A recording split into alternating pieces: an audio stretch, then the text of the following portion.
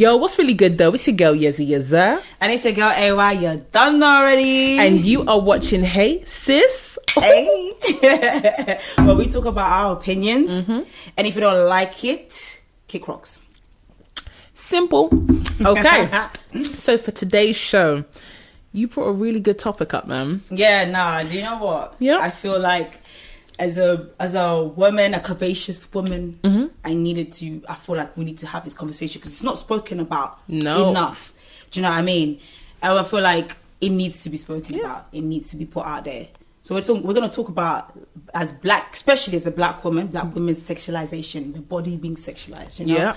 Yeah. Personally, if you know me, you know, I got the bunda.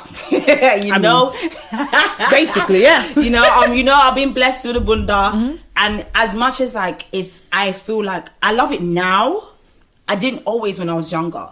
Why is that? I was sexualized from when I was young. Because of the fact that I was already a bit, you know what I mean? I've already got a body of a woman. Yeah, and just to double check, that sexualization, was it in Africa or was it in Western society? Well, in Africa, it was a little bit when I was younger, but you know, some people are just trash out here in this world. Yeah. You know, you got some dirty men out here in this world, regardless of what continent you're in. Yeah. But I feel like, especially here, because here it's like you only get a few of people from different parts of Africa. So people feel like that's the representation of what those people look like in those countries. How everyone looks like, how everyone's shaped, how everyone is. And I feel like people assume that. But I also feel like it stems back from slavery. Yeah. Because when wasn't it that black lady that I was going to say that when we talk about sexualization in Western society, we should talk about the grassroots of it. Yeah. So when we talk about that, it's Sarah Bartman, if I'm not mistaken. And the fact that she was taken from her home to Dutch lands. Oh, sorry. Just 1 minute. Chim, could you close the door? Yeah, we just want to make sure that when it's a serious topic, we give everybody that's watching and listening that full feel. So close it properly, please.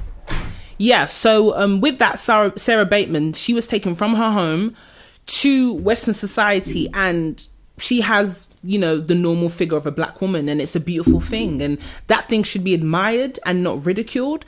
And she was put in, circuses, and she was put in exhibitions where people could literally poke her because her body was not seen as something to admire, but something to look at like a freak of nature. And it's disgusting, especially when you fast forward from the 1800s to now. It's now a thing that people are trying to replicate, and it's just crazy. This is it. But don't you think even back in the day, Victorian times, that's why when they would wear the corsets, it was modeled.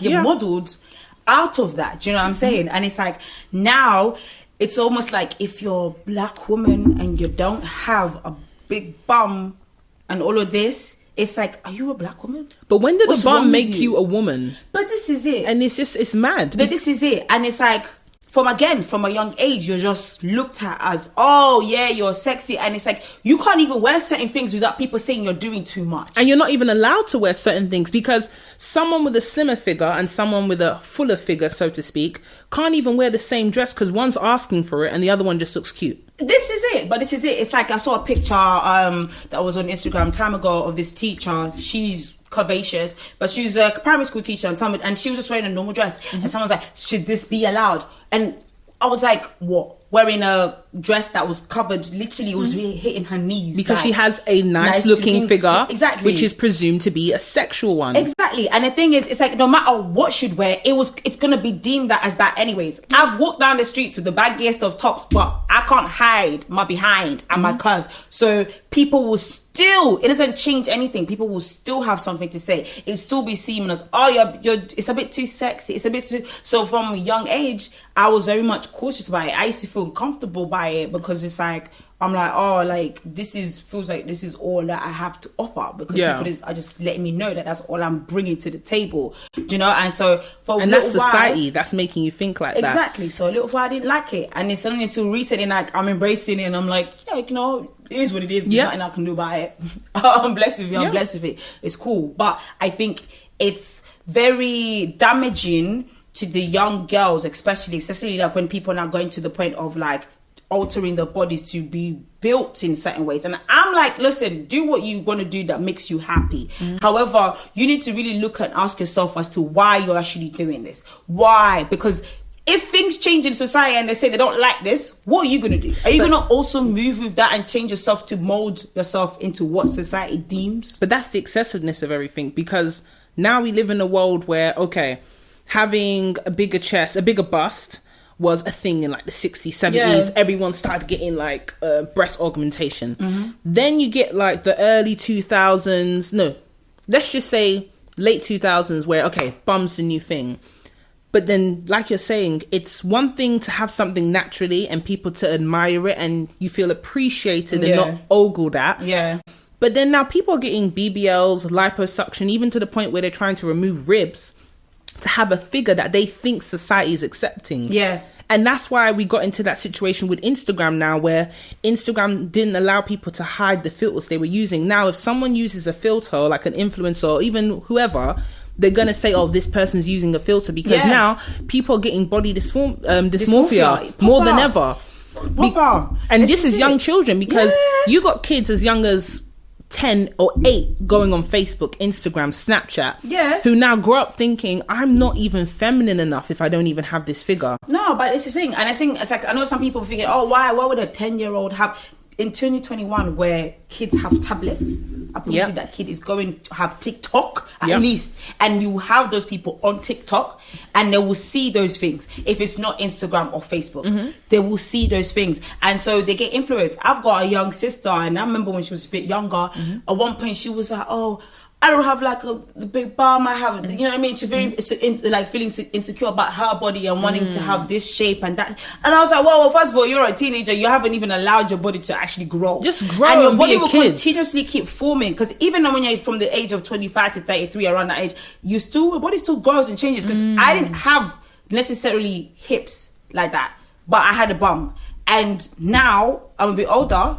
The hips came. I don't know where from where, but they came. I guess they're ready to give it, okay? But they come. So it's like, you just allow your body to form and be itself, like grow into it itself. Do you know what I mean? But it's a big problem. That's why I rate people like Oloni when she said that, you know, if you're following people who don't really necessarily represent physically your body type or whatever, if you have unfollow, because it will cause you body dysmorphia. You got to cleanse. Start thinking that I need to look like that. I don't look like that. I need to be like that. I remember I used to be obsessed with gymming at one point, like when the people that I was following, because it was just like, no, I gotta look like that. And when I was younger, and that was the reason why I was always gymming. Like I was gymming almost 6 to 7 days a week. Yeah. Running at least 2 to 3 times like in a week, in between gymming, doing at least 3-mile runs uphill. I was doing the most. But that's the thing I want to talk about as well, is that we need to know the difference between obsession and being inspired. Yeah. When you're inspired and you admire something, you do it in a healthy,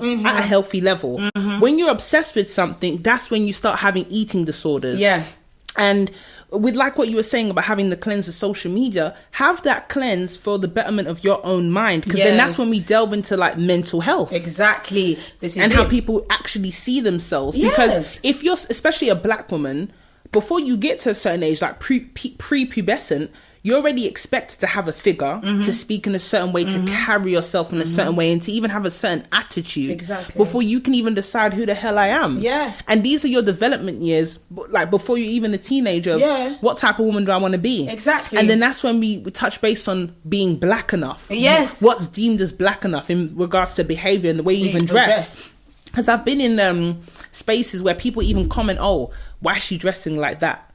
So we're already expected to dress in a certain way. And that's so crazy. Do you know what I mean? Dress in a certain way, talk in a certain way, look a certain way, and it's just like, can I not just be me? How do you guys feel that music, like music videos and all that stuff, like play an influence into the way like curvaceous women are being sexualized and all of that stuff? Majorly. I mean, from the music industry to the fashion industry and print press as well. God, the fashion industry, so music, I love music. No, seriously. And I love music, and a particular genre that, you know, glorifies having a fuller figure is hip hop, which originally, the origins of it was, if you have it, you're going to be put on that platform. If you have it naturally. We fast forward and, you know, people are getting it, you know, through surgery and things like that. but at a dangerous amount now. We're now putting them in the forefront of the music videos, and now a lot of people, if you don't have it, we're gonna get it. Even if you're dying, people are dying to get something. Most dangerous surgery, like literally doctors to warn people. I saw a video of these young girls. I believe it was I think it might have been in America. If it's not America, it was just like South America, and there were young teenage girls queuing up to go and get, like, they're literally coming from the surgeon, all in wheelchairs, and you see and I'm that like, too? young girls, you haven't even allowed your body to form itself. You've already decided this is how I want you to form, and it's a problem because back in the day, touching on the hip hop, back in the day, at least if like it was, if you had it, you had it. But also, they also glorified just like having a nice black body and being pretty. They used to glorify just pretty girls, the girl next door. And it didn't necessarily mean your bum had to be massive. It's just if your bum looked nice, in shape, you look after yourself. Yes, because if we talk about films as well from our culture and our communities, you had the classic film Friday. The women that were seen attractive in that film were naturally beautiful women. They didn't have the big. There's not one woman in the cast of Friday that has a big bum like that. They were actually seen to be more on the petite side, but because they looked after themselves and they were pretty, that was put on platform. Exactly. You got Nia Long. This is it. That's what I'm saying. And it's like, but now it's like full front. Like, you need to look like this and be like this. And it's like, it's so toxic. It's not healthy because not everyone looks like that. And the thing is, it's like, if you go back home, back home where I'm from, I'm Kenyan and Ugandan. East Africans, especially, and South Africans, they know, like, it's normal to see someone with a big bum, and it's not like oh my gosh, it's a big booty. It's like, it's normal, but not everybody looks like that though. Not everybody has that genetics. Shape. It's just genetics, and people accept it. She's got a big bum, it's nice. She doesn't have a big bum, she's still nice. It doesn't in her really own matter. way. Exactly. I even have a friend that went back home, and we were talking about it, and he said, yo, it's really toxic here, because he was like, oh my god, the women there are not really as, like, it's not a big deal about having a big bum. I was like, yeah, because it's not a big thing. Like, it's normal. It's not like a small minority and then pushed in your face that this is who you are. But I'm also assuming it's not pushed in front of their faces like it is here in Western society. Definitely. Because when we go from music and then we go into fashion now, at one point you had the 90s where it was very much one image. It's like every decade they decide what looks good. And the one thing that I like that came with the changes down, the mannequins inside shops now, they've got mannequins for plus size, they've got mannequins that are petite, tall women. They're catering more, but that's only because people like us have said something. But even then, some of them that have the plus size mannequins, I'm like, that's not plus size. They have a very how can I say this, tight plus side where it just so happens that everything's in the right places. But if you have a realistic plus size, there's some splurging. Even women that are a bit smaller, we splurge out the jeans, out the t-shirt. It doesn't matter. It's that's so realistic. If it's like, if you've got the bunda, you were gonna have the belly. It just comes with it. Unless some people, obviously genetic wise, they're lucky. The fat just decides it will go on one half. They carry it more. Says, no, just here.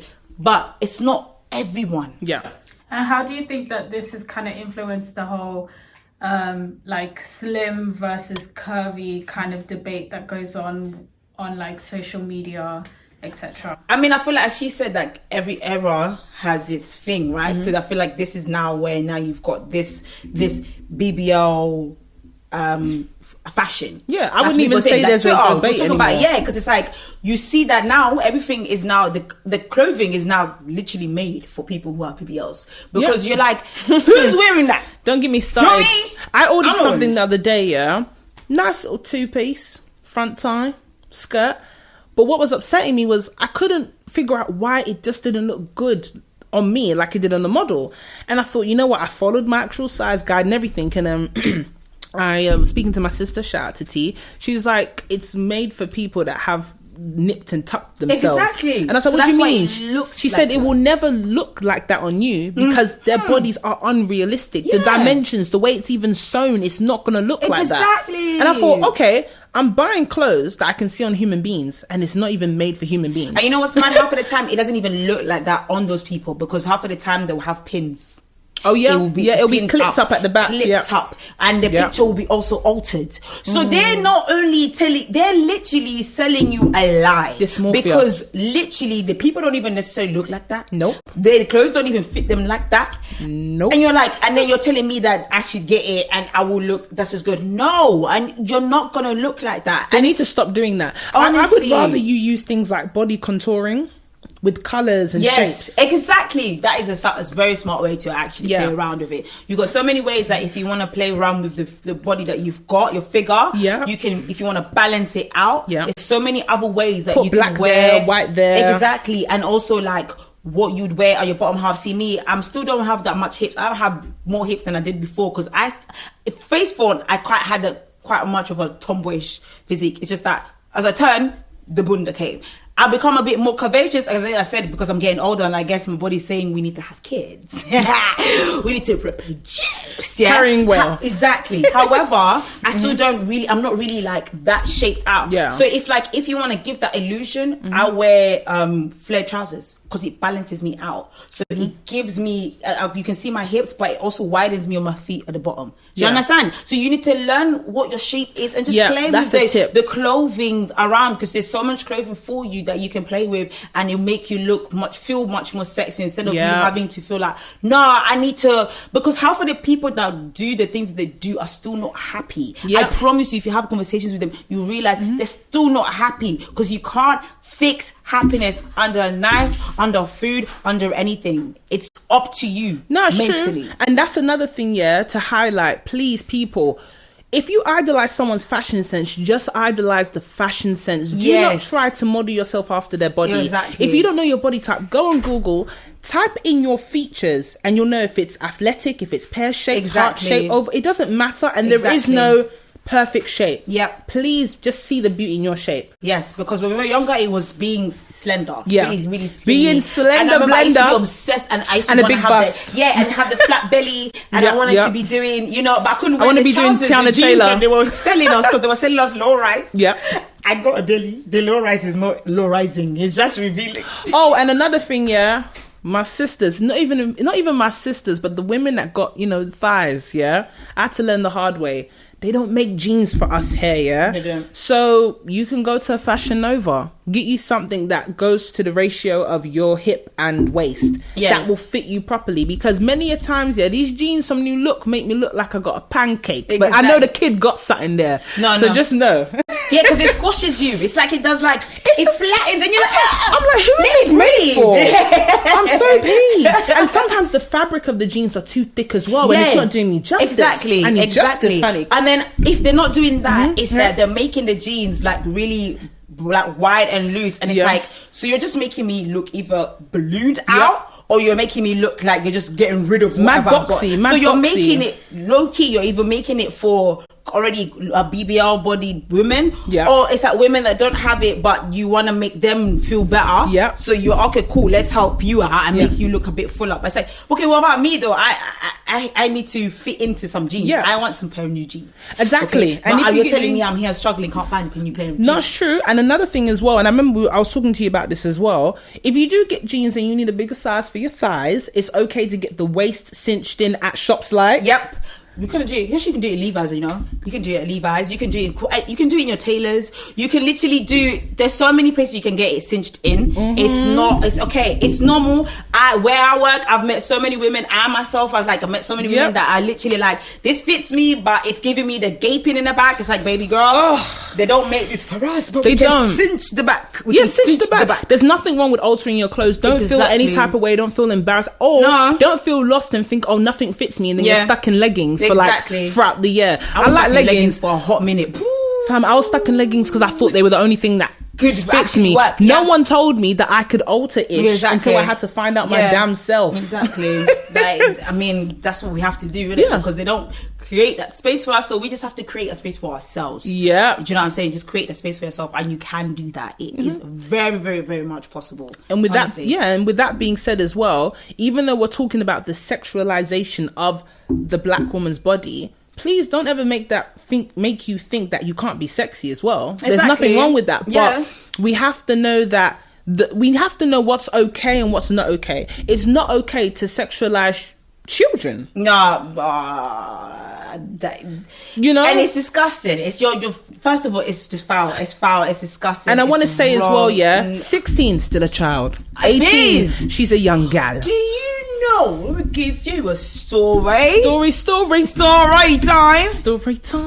When I was about 13, almost turning 14, I was dealing with someone that was 18 plus. Yeah. Didn't deep it that, oh my gosh. And the thing is, they did a lot of, after coming out of their relationship and growing up and stuff, I realized that, they did a lot of grooming to me. Yeah. You understand?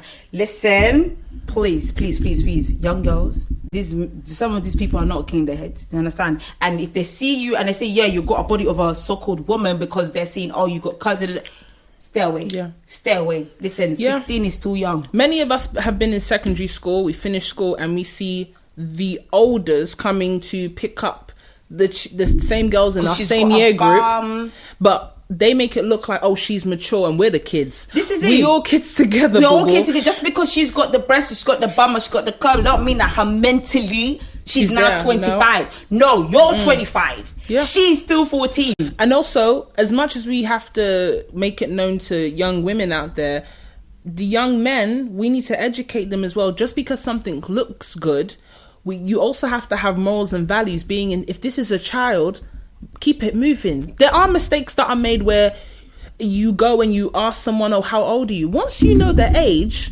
there's no like letting go or excuses. Once you know that woman's age, that young girl's age, you gotta act accordingly. It doesn't matter how she looked or what you assume. Why are you even continuing the conversation? It should be cut. Oh, bye. Literally.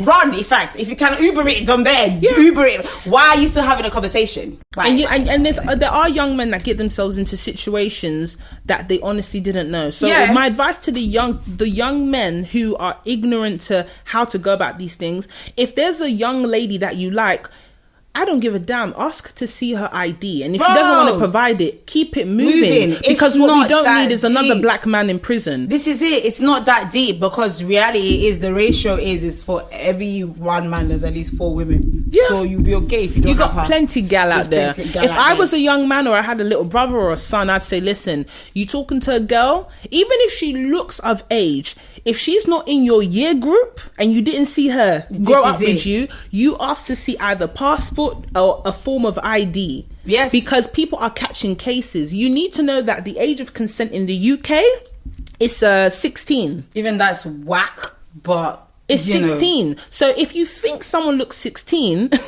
you better ask, because they might be 12. Exactly. It's real like that. Exactly. Thank you very much. But yeah, I mean, any final takeaways for the people out there? Yeah, what's like your advice to anyone that feels like, you know, they feel sexualized because of the curves, like they want to feel more confident? Like, what is your advice to kind of help them feel a bit more happy with the way they are, whether they're curvaceous or not, really? Yeah. I would say that, firstly, try and follow people who are more like you, or people who are seem more genuine, like they're not so much into their body and selling their body as part of their image, as much as selling who they That's a good point. Who they are, what they stand for. Mm-hmm. Those are the people you should be following and talking to, because those are the people that will help you. Do you understand? And that you're not alone. It is very hard out here in this world. It's a jungle. It is a jungle, and outside. That jungle gets rough. It gets really, really rough. But you can also shout me. I'm here. I'm down to have a conversation. You're the big sis. I'm the big sis. Hey sis. That's why it's called Hey Sis. Because hey sis, I'm here for you. Yeah, I can help you out. I know people who do things to help other women out there. We've got so many different projects and stuff going around. We'll drop links in the description as well. So honestly, like, talk to, if it's your sister or it's your cousin or with someone out there. A cool auntie. Exactly. Because, cool older cousin. Yeah, because you know what? We're out here and we need to kind of look after each other in this community because, as we said, it's a jungle out here and it's crazy. And don't follow certain people. So, and like, love yourself. Like, learn to love yourself. Look at, maybe one tip I do is like, when you look at something in the mirror, just like try and say like 3 things that you love about yourself, and do you know what I mean, and constantly keep telling yourself you're beautiful. Do mantras, keep saying I am beautiful. Say it it enough at least 10 times until you leave your room or you leave that mirror or wherever you're looking at, that you actually feel like, no, I am beautiful regardless of how I look inside or out. Do you know what I'm saying? Regardless. You are beautiful. You is beautiful. You is kind. You is loved. Movie quotes. Yeah, I love that. I would say 2 avenues, because I feel like a lot of the sexualization has to do with also clothing. So if you put on an item of clothing and you genuinely don't feel comfortable, it's okay. You don't have to dress like everyone else. No. Do what's comfortable for you. But another part as well, if you put something on and you say you're not comfortable because you think you don't have a certain thing, it's rubbish. If you say, or for example, you put on a top and you go, oh, I haven't got the chest to carry this, F all of that. You have, whatever you have is beautiful. You put on a certain type of jeans and you go, oh, my bum doesn't look big enough. No, because you're thinking about whose bum looks good in it. No, this is your bum. Exactly. Your figure is great. Exactly. You don't have to be another person's figure, because there is no perfect body. None. Everybody's body is beautiful, and all you need to do is pick out the things that you love about yourself. That the thing, and you say to yourself, oh, what do I like? What are my favorite features that I like about myself? And then you accentuate on that and keep it moving. Like, subscribe, click, comment. Okay. Leave a comment. Don't be shy. Yep. Send us a DM. Our ats are at the bottom. Yes. We are friendly. We don't bite. We promise. Yes. If you got any suggestions, or if you have anything based on this topic or the other stuff we've spoken about, and you want a little bit more advice, send us a DM. We are your sisters on Hey When Sis. it's my women, I am not stingy with the DMs. I am very much open, and I'm here to help my women out. I'm here to help my young girls out, because at the end of the day, as what's her name? Whitney used to say, I believe the children are our future. No, but seriously, they are. So we need to continuously keep nurturing you guys out there, and just helping each other out, man. We need to stick together. But that's us from Hey Sis. Make sure you stay locked in.